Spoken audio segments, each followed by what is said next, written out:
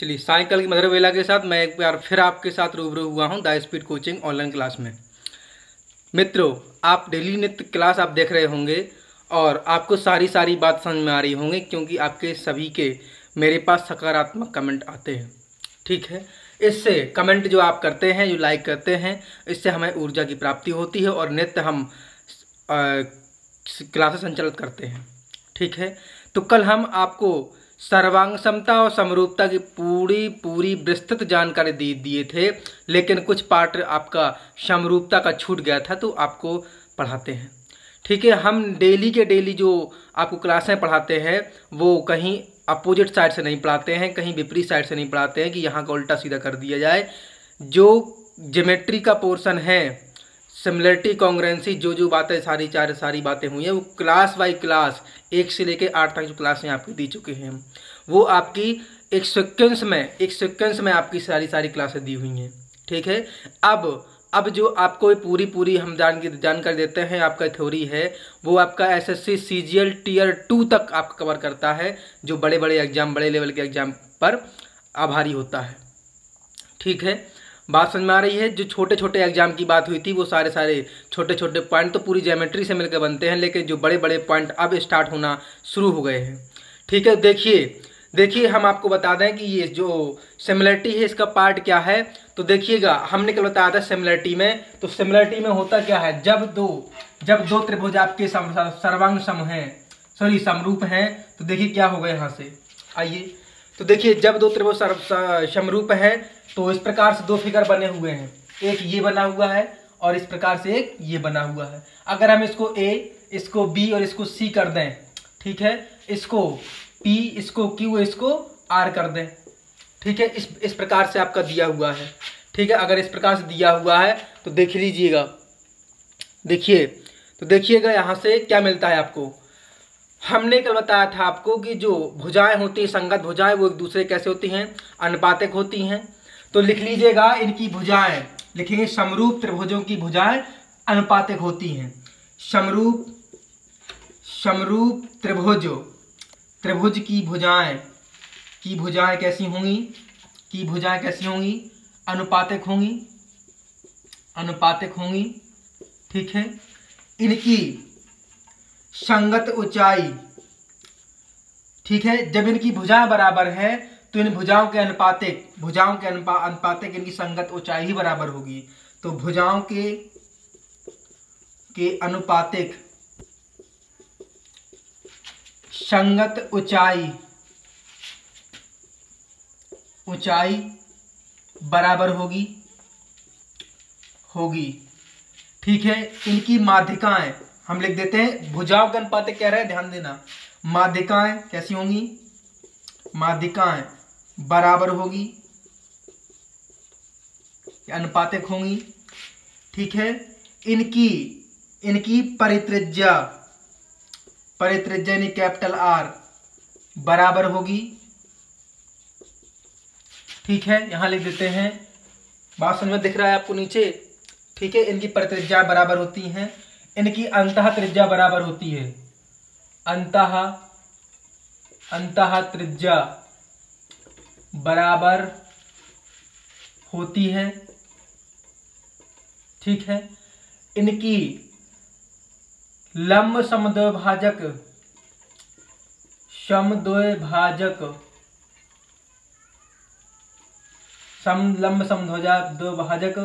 बराबर होते हैं। ठीक है, इनकी क्षेत्रफल कैसे होंगे, भुजाओं यानी संगत भुजाओं के वर्गों के अनुपात के बराबर। संगत भुजाओं के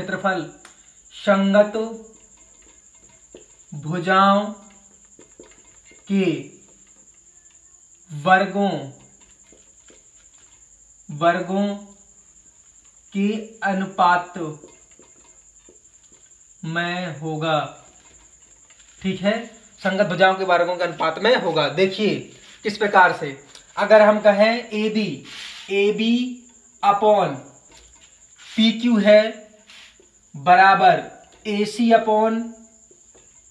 अपॉन PR है, तब इनका क्षेत्रफल हम कहेंगे area of area of triangle, area of triangle, हम ये बात यहाँ लिखना चाहते थे लेकिन यहाँ लिख दी स्पेस की वजह से।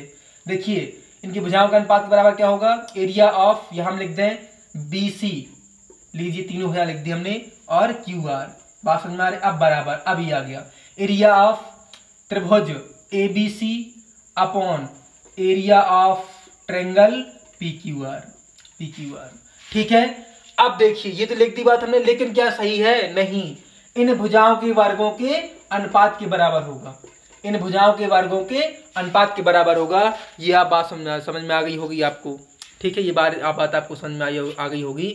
जो भुजाएं होती हैं उनके अनुपात के वर्गों के अनुपात के बराबर होता है भुजाएं, जो उनका क्षेत्रफल होता है। लेकिन परिमाप और उनकी भुजाएं ऊंचाई और माध्यिका, शीर्ष लंब, समद्विभाजक और परित्रिज्या और अंतः त्रिज्या में कोई डिफरेंस नहीं होता है। जो भुजाएं अनुपातक होती हैं उन्हीं के अनुपातक के बराबर आपका होता है, ठीक है। आइए इसके बाद देखिएगा, आगे देखिएगा, अगर हम कहें भुजाओं के अनुपातिक संगत ऊंचाई होती है तो हम लिख सकते हैं AB अपॉन PQ बराबर AC अपॉन PR बराबर BC अपॉन QR बराबर इनकी संगत ऊंचाई मतलब H1 अपॉन H2, ये आपकी H1 हो जाएगी, इसकी H2 हो जाएगी।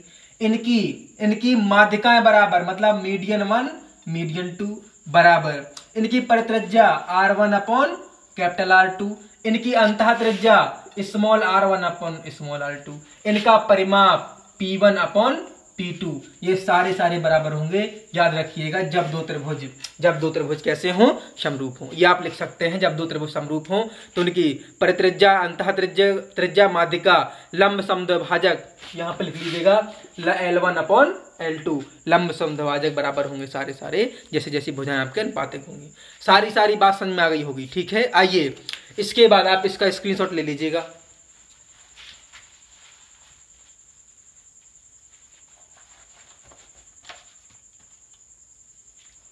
ठीक है, इसके बाद देखिएगा आगे क्या है, आगे कहानी क्या है। देखिए इसके बाद आगे क्या है, जब किसी त्रिभुज की दो भुजाओं के मध्य बिंदु को कोई तीसरी भुजा मिलाती है, और तीसरी भुजा के कैसी है वो, जैसी दो भुजाएं हैं अभी बताते हैं। अगर कोई त्रिभुज है और त्रिभुज की दो भुजाओं को मिलाने वाली रेखा तीसरी भुजा के कैसी हो, समांतर हो, ठीक है, तब क्या होगा, आइए तब क्या होगा देख लीजिए, दिखाते हैं।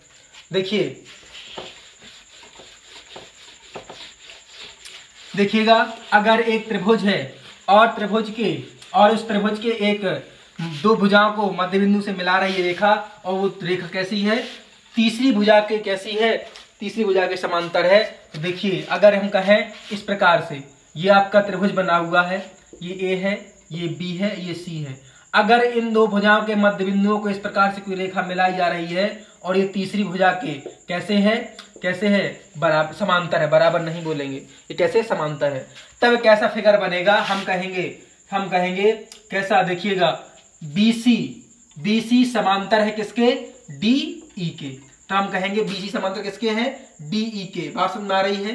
तब हम बोलेंगे AD अपॉन देखिएगा AD अपॉन AB, ये वाली भुजा AD अपॉन इतनी भुजा किसके अनुपातक होगी, AB के अनुपातक होगी, तो अपॉन AB। क्यों हो रहा है, क्योंकि ये त्रिभुज है, हम लिख सकते हैं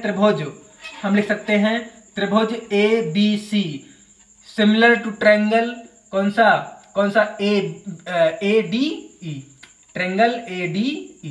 बात समझ में आ रही है, आपको दिख रहा होगा ट्रायंगल, जो दो ट्रायंगल दिए हैं ABC to similar to triangle ADE, एक दूसरे कैसे हैं, समरूप है, बराबर नहीं बोलेंगे, ठीक है, कॉन्ग्रुएंट नहीं बोलेंगे, सर्वांग सम नहीं बोलेंगे, या वो क्या है, सिमिलर है।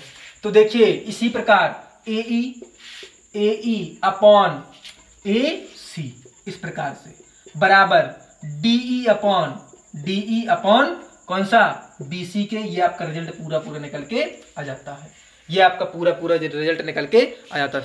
सारी बात समझ में आ रही होगी, बात क्लियर है। चलिएगा इसके बाद देखिएगा अगर क्या होता है, देखिए अगर इसके बाद थेल्स प्रमेय क्या होती है, थेल्स प्रमेय क्या कहता है, अगर किसी त्रिभुज की एक भुजा के समांतर दो भुजाओं को मिलाने वाली रेखा खींच दी जाए, ठीक है, और वो दोनों बिंदुओं को अलग अलग भिन्न भिन्न स्थानों पर प्रतिच्छेद करे तो देखिए तो अन्य भुजाएं भी उसके अनुपातक में विभाजित होंगी। ठीक है, कैसे? देखिए फिगर ऐसे ही बनेगा, एक भुजा है वो इस भुजा के समांतर एक रेखा खींची जाती है और दो भुजाओं को त्रिभुज की दो अन्य भुजाओं को भिन्न भिन्न स्थान पर भिन्न भिन्न, यहाँ पर मध्य बिंदु पर नहीं कहेंगे आप, ठीक है, भिन्न भिन्न स्थान पर क्या कहेंगे तो भिन्न भिन्न दो भुजाओं के शेष दो भुजा त्रिभुज की शेष दो भुजाओं के भिन्न भिन्न स्थान पर आपको प्रतिच्छेद करती है और वह है रेखा त्रिभुज की तीसरी रेखा के समांतर होती है। तब थेल्स प्रमेय क्या है, आइए तब थेल्स प्रमेय क्या कहती है तो देखिए अगर हम थेल्स प्रमेय की बात करें इसी फिगर से तो क्या होगा, AD अपॉन DB बराबर AE अपॉन EC, इस प्रकार से बनेगा ये। ठीक है, इस प्रकार से आपका ये बनेगा। बात समझ में आ रही है, क्लियर है कि नहीं, ये बता दीजिएगा। ठीक है, ये आपके थेल्स प्रमेय कहती है, आप इसका स्क्रीनशॉट भी ले सकते हैं लेना हो तो। इसके बाद अगर हम देखें, देखिएगा इसके बाद अगर हम देखें तो देखिए इसके भिन्न भिन्न प्रकार से आप नाम लिख सकते हैं। अगर हम बताएं, आइए देखिएगा हम इसके भिन्न भिन्न प्रकार से, अगर हम इसको उठाएं AD, देखना ध्यान से, अगर हम इसको उठाएं AD अपॉन, ध्यान देना ये पहला है आपका, पहला AD ये वाली भुजा अपॉन ये वाली AB बराबर, अगर हम कहें AE अपॉन ये पूरी AC, ठीक है, ये आप ले सकते हैं। या दूसरा बनता है आपका पॉइंट, कौन सा दूसरा पॉइंट बनेगा आपका DB, हम बोलेंगे DB अपान AB, इस प्रकार से आप ये अपॉन ये पूरी AB, DB अपान AB, क्लियर है। इसी प्रकार EC अपॉन कौन सा AC, ये भी आप नाम बता सकते हैं। ठीक है, इसी प्रकार तीसरा देखें कौन सा, देख लीजिएगा तीसरा, अगर हम देखें ये देख लीजिए, आपने AD देख लिया, इसके बाद AD अपॉन DB बराबर AE अपॉन EC, ठीक, कुछ भी आप बता सकते हैं। ठीक है ना, ये सारी बात आपको प्रॉपर्टी पूरी समझ में आ गई होगी। ठीक है, इसके बाद देखिएगा, इसका स्क्रीनशॉट लीजिएगा आप।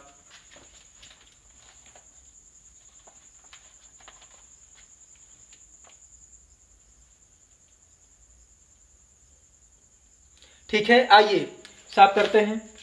इसके बाद देखिएगा क्या लिखा है आगे,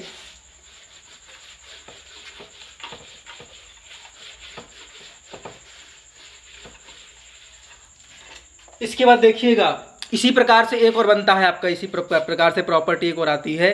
वो कौन सी प्रॉपर्टी दिखा देते हैं, किसी त्रिभुज के एक भुजा के मध्य बिंदु से गुजरने वाली रेखा भुजा के समांतर हो, दूसरी भुजा के समांतर हो, तब तीसरी भुजा के कैसी करेगी, वो समद्विभाजित कर देगी। ठीक है, जब कोई रेखा है, जब कोई त्रिभुज है और उस त्रिभुज को एक समांतर दूसरी रेखा के समांतर रेखा खींच दें, तब वो क्या करेगी, एक दूसरी रेखा को क्या करेंगी, एक भुजा को बराबर अनुपात में बांट देगी। मतलब क्या हुआ, देखिए मतलब ये कहने का मतलब यह हुआ, अगर कोई एक त्रिभुज है और दो भुजाओं को, त्रिभुज की दो भुजाओं को आपको इसको प्रतिच्छेद कर रही है, वो तीसरी भुजा के समांतर है, तब ये अपॉन ये, मतलब कह सकते, सॉरी कहेंगे आप AE बराबर क्या है, AE बराबर EC के बराबर होगा।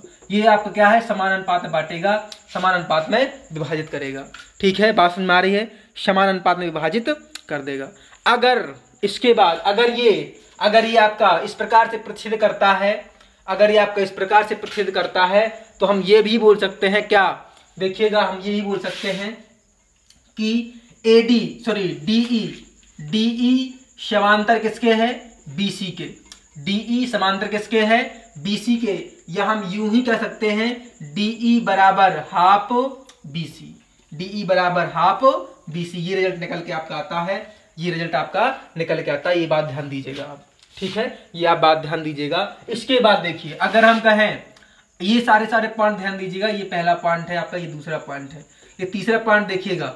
तीसरे पॉइंट में अगर हम बात करें तो हम कहें त्रिभुज ADE का क्षेत्रफल, हम कहें कौन सा, देखिए अगर हम कहें त्रिभुज ADE का क्षेत्रफल, ठीक है, अगर हम कहें त्रिभुज ADE का क्षेत्रफल किसके बराबर होगा, हम कहें तो अनुपात में किसके होगा, त्रिभुज ABC के क्षेत्रफल के किस अनुपात में होगा, तो लिखेंगे 1:4 के अनुपात में होगा। अगर हम इस त्रिभुज की बात करें, ये मात्र इतना त्रिभुज, ये मात्र इतने त्रिभुज का और पूरे त्रिभुज का अगर हम बात करें अनुपात क्या होगा, तो हम कहेंगे इतना का क्षेत्रफल अनुपात इस पूरे का क्षेत्रफल, पूरे त्रिभुज का क्षेत्रफल कितने अनुपात में बटेगा? 1:4 के अनुपात में बट जाएगा। ठीक है। इसी प्रकार अगर हम आगे बात करें, अगर हम इस प्रकार आगे बात करें, चौथा नंबर त्रिभुज ADE देखिएगा, त्रिभुज ADE का क्षेत्रफल, त्रिभुज ADE का क्षेत्रफल किस अनुपात में बांटेगा? किसको? तो देखिएगा इस चतुर्भुज को किस अनुपात में बांटेगा? तो लिखेंगे चतुर्भुज, ऐसे लिख देते हैं हम, चतुर्भुज किसका? DB, इस प्रकार से DBCE किस अनुपात में बांटेगा? तो लिखेंगे 1:3 के अनुपात में बांटेगा, 1:3 के अनुपात में बांटेगा। ठीक है। बात समझ आ रही है? बात समझ आ रही कि नहीं यार बताइए। 5वां नंबर क्या है? अगर हम कहें त्रिभुज ABC का क्षेत्रफल, त्रिभुज ABC का क्षेत्रफल चतुर्भुज को किस अनुपात में बांटेगा? चतुर्भुज DBCE को किस अनुपात में बांटेगा? तो इस पूरे ABC का क्षेत्रफल इस चतुर्भुज के क्षेत्रफल को किस अनुपात में बांटेगा? देखिएगा इसको बांटेगा 4:3 के अनुपात में। ये सारी प्रॉपर्टी आप लिख सकते हैं, बहुत महत्वपूर्ण है तो पूरा महत्वपूर्ण, जो आलस लगता है जिसको ना लिखिएगा। ठीक है। बात समझ में आ रही है? हम इसको कह नहीं रहे, जोर नहीं दे रहे कि आप लिखिए, नोट करिएगा या पढ़िएगा, ना पढ़िए कोई बात नहीं, हम तो सीधे बोलते हैं। ठीक है। अच्छा लगे तो पढ़िए, नहीं अच्छा लगे तो कोई बात नहीं। बहुत सारे चैनल चलते हैं आपके यूट्यूब में, ठीक है, उसको देखिएगा। आइए, और ना ही देखना हो तो नहीं देखिएगा। आइए इसके बाद देखिए, इसके बाद अगर हम इसकी स्क्रीनशॉट ले लीजिएगा आप, फिर आगे बात करते हैं। इसके बाद देखिए आगे प्रॉपर्टी क्या है, आगे वाली प्रॉपर्टी देख लेते हैं समरूप त्रिभुज की। समरूप त्रिभुज की आगे वाली प्रॉपर्टी क्या है? समकोण त्रिभुज पर डिपेंड है। अगर हम किसी समकोण त्रिभुज के समकोण को अगर समकर्ण भुजा पर लंब डाल दे तो समकोण को 2 बराबर भागों में डिवाइड करेगा। आइए इस प्रकार से, ठीक है, इस प्रकार से, अगर इस प्रकार से फिगर है, ठीक है, ये 90 डिग्री बनेगा और हम इस प्रकार से यहाँ फिगर कर्ण भुजा पर आपका लंब डाल दें, कर्ण भुजा पर आपका लंब डाल दें, हम कहें ये O है। ठीक है। ये कर्ण भुजा पर लंब डाल दिया। अगर देखिएगा, अगर इसको हमने y माना, ये भी 90 बटेगा, बात ध्यान दीजिएगा, ये भी बाबू 90 बटेगा आपका। अगर ये y डिग्री है, सॉरी अगर x डिग्री है तो ये x डिग्री होगा, ये बात ध्यान दीजिएगा। अगर ये x है तो ये x होगा। ठीक है। अगर ये x है तो ये आपका x होगा, अगर ये y है तो आपका ये y होगा।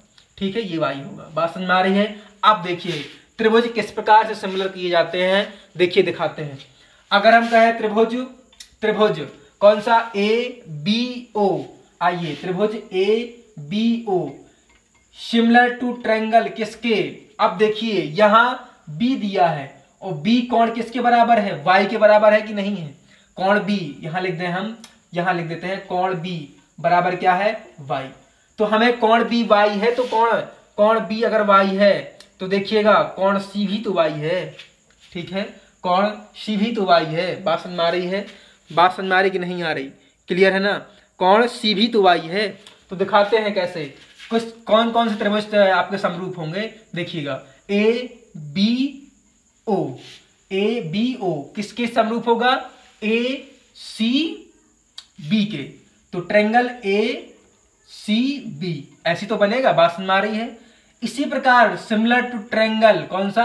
OB कह सकते हैं, OBA कह सकते हैं, या एक ही बात है, BB लिख दिया कोई बात नहीं, अगर 2 ही लिख दिया तो कोई बात नहीं होगी।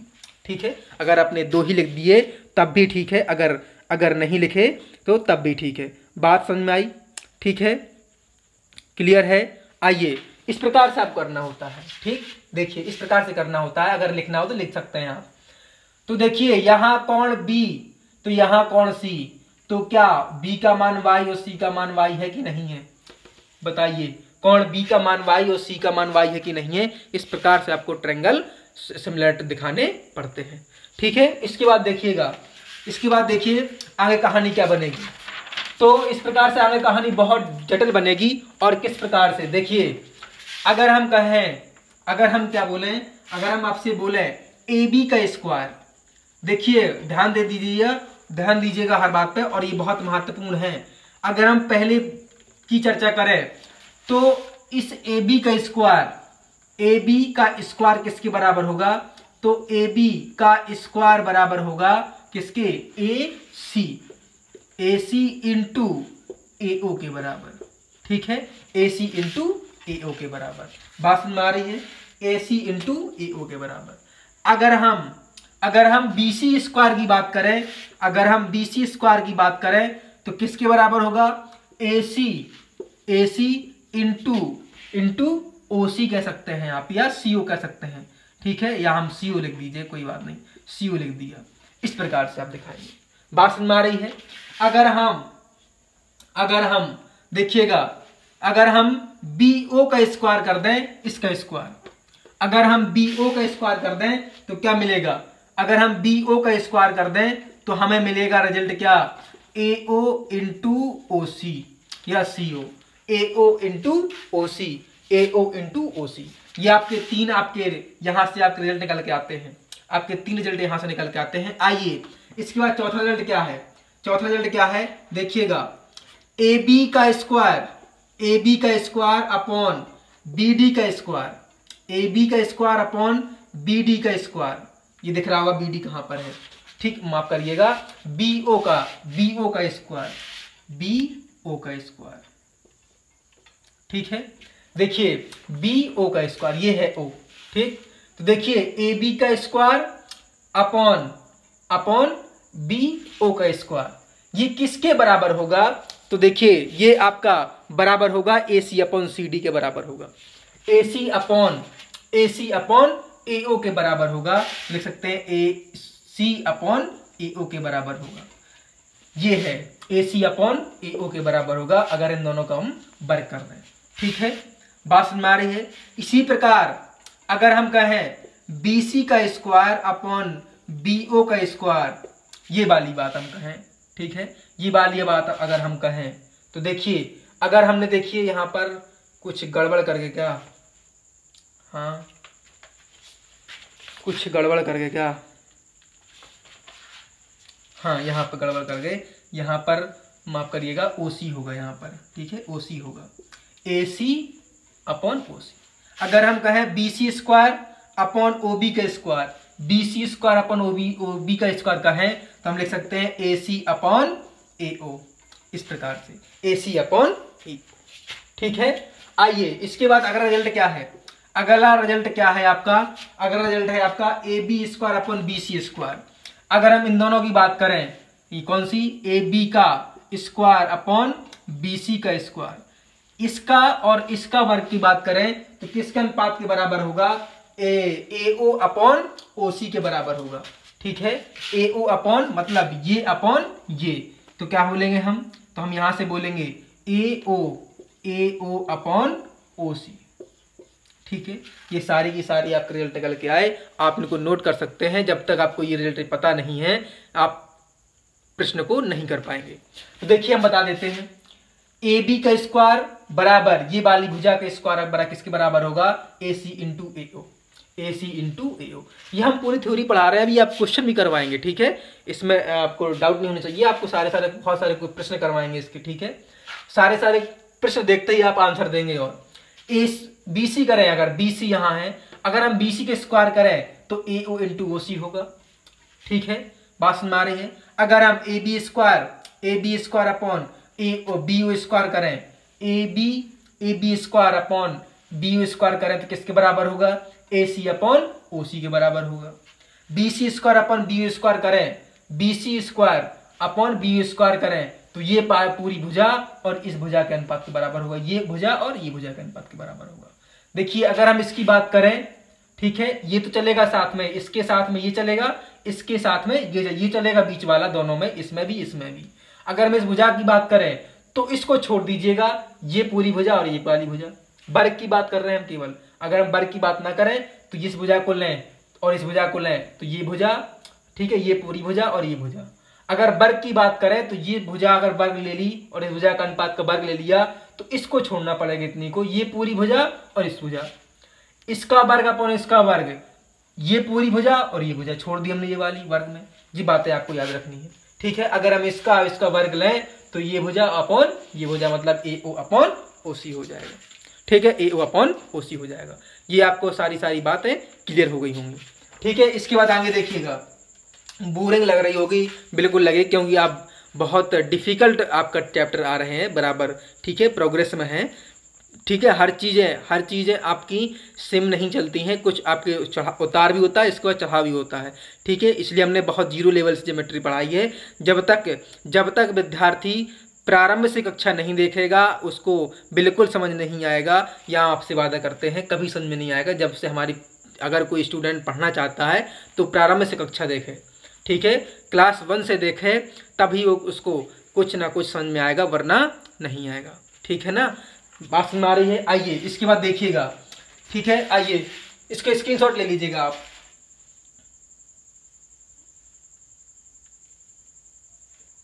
ठीक है, इसका रिजल्ट देखिएगा आगे क्या होगा। इसका आगे रिजल्ट क्या है आइए दिखाते हैं। ये सारी बातें कब आएंगी, जब दो त्रिभुज सर्वांग सम हो, समकोण त्रिभुज। इस प्रकार से आपका फिगर बना हुआ है। अगर हम कहें 1/BO का स्क्वायर बराबर किसके बराबर होगा, तो हम यूं ही कह सकते हैं 1/AB स्क्वायर बराबर plus 1/BC square.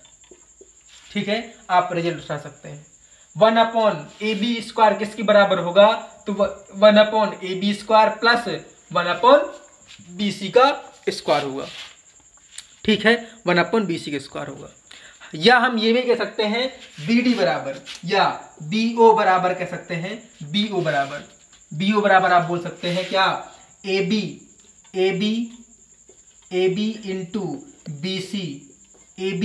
Into BC अपान AC। ठीक है, AB इंटू BC अपान AC। क्लियर है। तो ये आपके हुई क्या, सिमिलर किसकी, आपकी समकोण त्रिभुज की सिमिलरिटी हुई। इसके बाद देखिए आगे। ठीक है, आप स्क्रीनशॉट लीजिएगा इसका। आइए नेक्स्ट देखिए क्या है।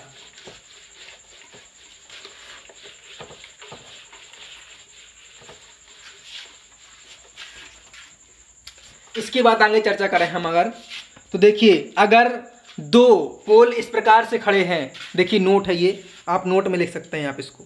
अगर दो त्रिभुज इस प्रकार से खड़े हैं कि एक दूसरे कैसे हैं, सिमिलर हैं, ये पोल इस प्रकार से खड़ा हुआ है और ये पोल इस प्रकार से खड़ा हुआ है। अगर इनके मध्य की दूरी देखें तो मध्य की दूरी माना क्या है, x है। ठीक है, यह हम कह सकते हैं p है, इसको मान लो p।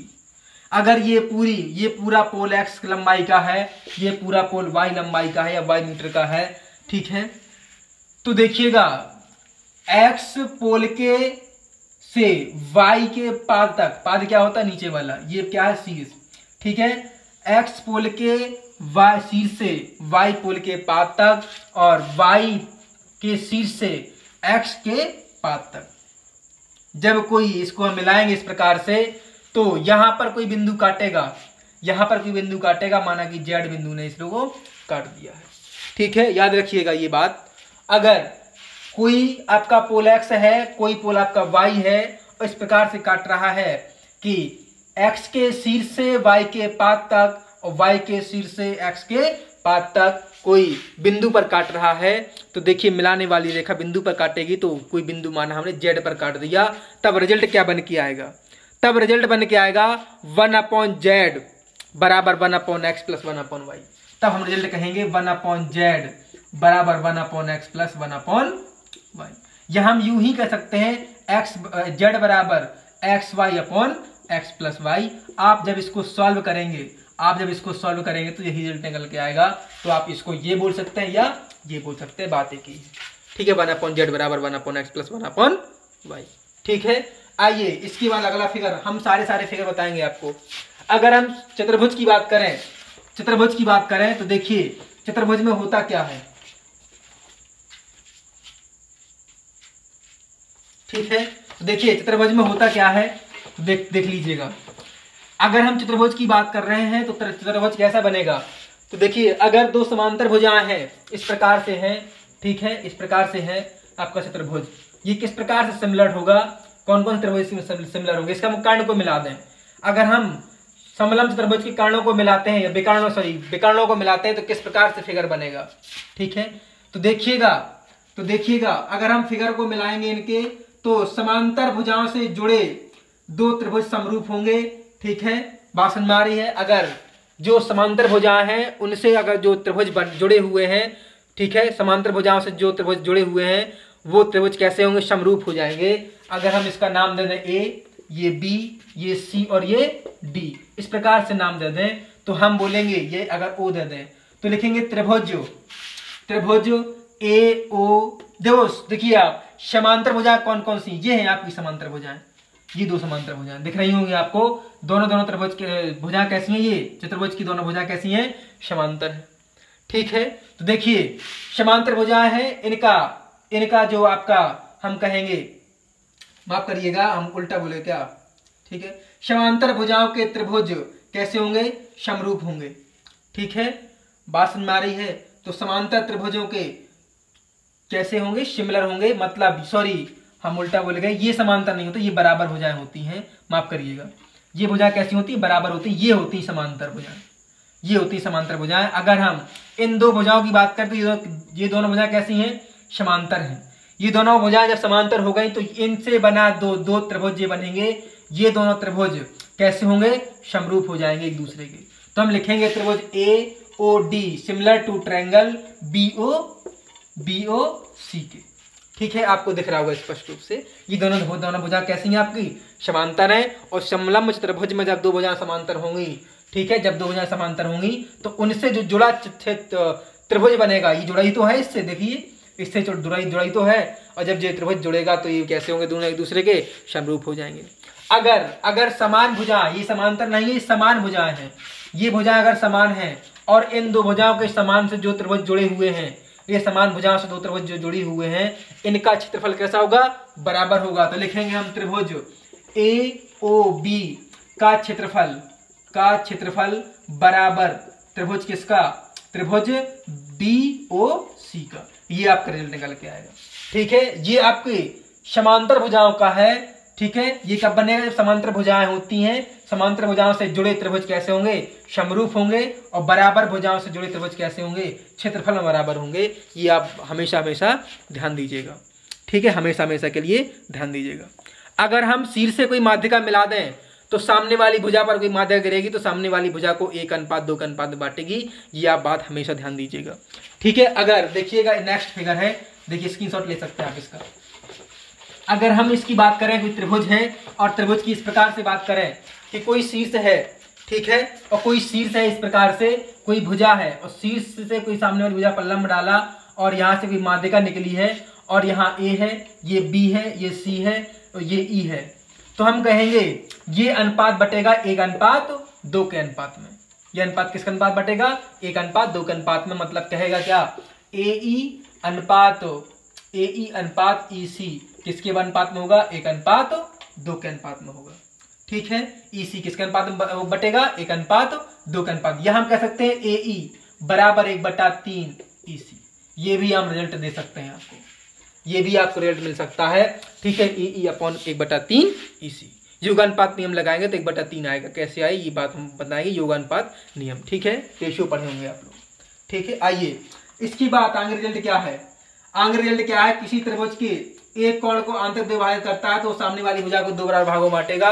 ठीक है, किस प्रकार से, अगर ये क्या है, देखिए अगर ये त्रिभुज बना हुआ इस प्रकार से, ठीक है, अगर त्रिभुज बना हुआ इससे हम शीर्ष कोण को 2 बराबर समद्विभाज कर दें, ठीक है, तो ए, ये बी, ये सी और ये डी, तो हम लिख सकते हैं क्या, तो हम ये आपको नाम देंगे, देखिएगा बी डी, क्या लिखेंगे हम, लिखेंगे बी डी अपान डी सी बराबर क्या होगा, ए बी अपान ए सी। ये आपको रिजल्ट मिलेगा। अगर शीर्ष कोण को कोई लंब है, शीर्ष कोण को समद्विभाजित करता है तो वो सामने वाली भुजा को उसी अनुपात में विभाजित करेगा जिस अनुपात में आपका शीर्ष कोणों को अनुपात में विभाजित किया है।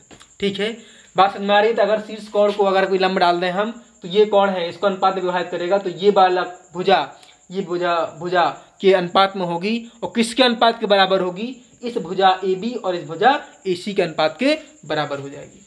ठीक है, इस भुजा के अनुपात के बराबर हो जाएगी। बात क्लियर है। इसके बाद देखिएगा, अगर हम कहें बाय कोण प्रमेय, मध्य बिंदु प्रमेय कहें, तो बाह्य कोण मध्य बिंदु प्रमेय क्या होता है देख लीजिएगा। बाह्य कोण मध्य बिंदु प्रमेय क्या होता है देख लीजिएगा। ठीक है, आइए, कोई चीज नहीं छोड़ेंगे, सारी ज्योमेट्री की पूरी थ्योरी है तो पूरी थ्योरी चलेगा आपका एसएससी सीजीएल टीयर 2 तक के लिए, एसएससी सीजीएल टीयर 2 तक के लिए। ठीक है, आइए, अगर हम बाह्य मध्य बिंदु प्रमेय पढ़ें तो देखिए फिगर किस प्रकार से ड्रॉ करेंगे हम। ठीक है, इस प्रकार से फिगर बनेगा। अगर ये आपका इस प्रकार से फिगर है, ठीक है, ये बना हुआ है, ये इस प्रकार से आपने बढ़ा दिया। ठीक है, इस प्रकार से बढ़ा दिया। अगर ये ए है, ये कौन है यहाँ पर, इस कोण का ये बाह्य बिंदु है। ठीक है, बाह्य बिंदु है, ये बी है, ये इस प्रकार से आपने अगर मिला दिया तो सी हो गया और ये डी हो गया। हम आपको इस तिरछा मिला सकते हैं, इस प्रकार से मिला सकते हैं, कोई बात नहीं उससे। ठीक है, आइए, क्लियर है। तो देखिए यहां से क्या बनेगा आपका, तो यहां से मिलकर बनेगा क्या, बी डी अपान सी डी बराबर ए बी अपान ए सी। ठीक है, ए बी अपान ए सी। बात समझ में आई कि नहीं आई बताइए। अगर हम इसका बाह्य विभाजन करें, अनुपात में बांटें, इसको अनुपात में विभाजित करें तो मिलेगा बी डी। बी डी क्या है, ये वाली भुजा बी डी। ठीक है, B D upon B C बराबर क्या होगा, A B upon A C, A B अपान ए सी।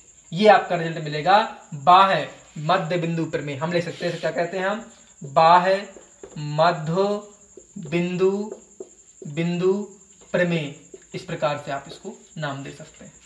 अगर कोई त्रिभुज है उसको बाह्य कोण उसको समद्विभाजित करता है तो हम कहेंगे इस प्रकार से फिगर बनेगा और A D upon S B C, sorry माफ करिए, B D upon B C किसके अनुपात में बराबर होगा, ये ए है, यहाँ ऊपर ए ज्यादा लिख दिया हमने, यहाँ ए बी अपॉन ए सी।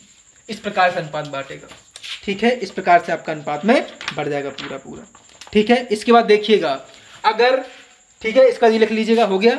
इसके बाद देखिए आगे देखिएगा, इसके बाद क्या है, अगर कोई समांतर रेखाएं हैं और उसको तिर्यक रेखा काटती है।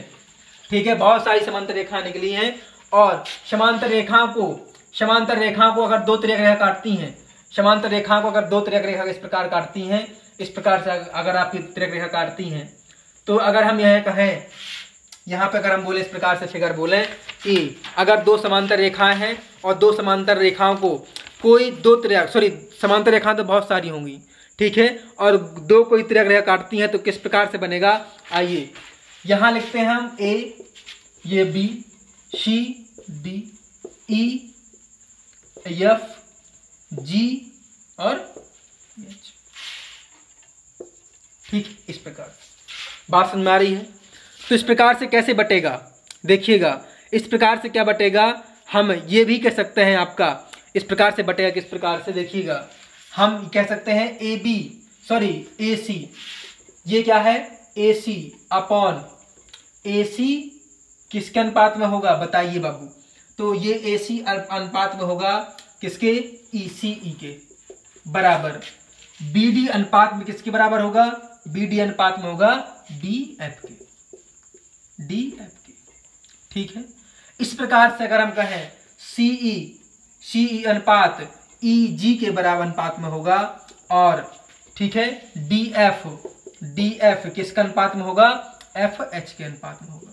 ठीक है, इस प्रकार से आपके फिगर बनेंगे जब किसी तल पर बहुत सारी समांतर रेखाएं खींची हों और उनको दो तिर्यक रेखा काटती हों, तो इस प्रकार से फिगर ड्रॉ होगा और इस प्रकार से अनुपात बटेगा। कैसा, ये अनुपात बटे ये भुजा बटे ये भुजा, मतलब ए सी अपॉन ई सी ई। अनुपात बराबर किसके होगा, बी डी अनुपात अपॉन डी एफ के, या हम कह सकते हैं ई सी ई अनुपात ई जी, डी एफ अनुपात एफ जी। ये पूरी प्रॉपर्टी आपको दिख रही होगी, ये आपको पूरी प्रॉपर्टी आपको दिख रही होगी। बात समझ में आ रही है। इस प्रकार से इसको हम इसका स्क्रीनशॉट ले लीजिएगा आप पहले। ठीक है, आइए इसका नेक्स्ट देखिएगा, अगला देखिए क्या है। आगे हम बात करें देखिए किस प्रकार से हम देखेंगे। तो आगे हम बात करते हैं, कोई त्रिभुज है और किसी त्रिभुज के मध्य बिंदुओं को मिलाने से कोई त्रिभुज निर्माण होता है। ठीक है, तो वो 4 त्रिभुजों का निर्माण होगा और चारों के चारों त्रिभुज कैसे होंगे, तो देखिएगा चारों त्रिभुज कैसे होंगे, सर्वांग सम होंगे। ठीक है, और प्रत्येक त्रिभुज अपने मूल त्रिभुज के कैसे होगा, समरूप होगा।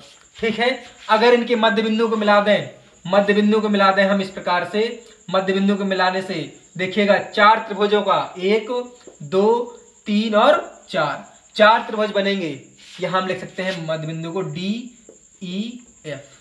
ठीक है, अगर हम कहें त्रिभुज ADE किसके सर्वांग सम है तो लिख सकते हैं त्रिभुज DADF E सर्वांग सम है त्रिभुज किसके, त्रिभुज किसके, कोई भी नाम लिख दीजिएगा, त्रिभुज DBF सर्वांग सम त्रिभुज कौन सा त्रिभुज DEF सर्वांग सम त्रिभुज कौन सा EF और C। देखिए चारों त्रिभुज कैसे हैं, आपस में सर्वांग सम होंगे और बराबर, सर्वांग सम मतलब बराबर होंगे। अगर हम कहें ये आपकी प्रॉपर्टी, अगर हम कहें किस प्रकार से इसको हम और आगे दिखा सकते हैं तो हम बोलेंगे त्रिभुज